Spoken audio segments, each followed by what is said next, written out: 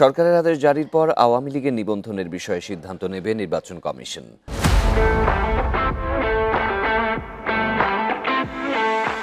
সকালে ইন্ডিপেন্ডেন্ট টেলিভিশনকে টেলিফোনে এই তথ্য জানিয়েছেন ইসি সচিব আখতার আহমেদ।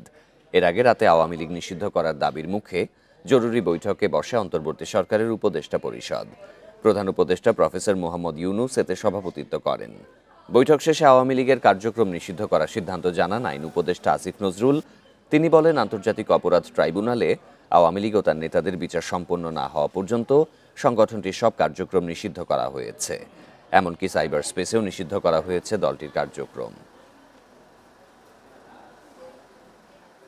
আমাদের তো আগে আদেশটা পেতে হবে। আদেশ হলে আমরা সেই মোতাবেক যেভাবে আছে সেই অনুযায়ী ব্যবস্থা নেওয়া হবে। এটা তো নিতে হবে, এটা তো ব্যতিক্রম করার তো কোনো সুযোগ নেই। এসি কাগজ পাওয়ার পরে প্রয়োজনীয় ব্যবস্থা নেবে।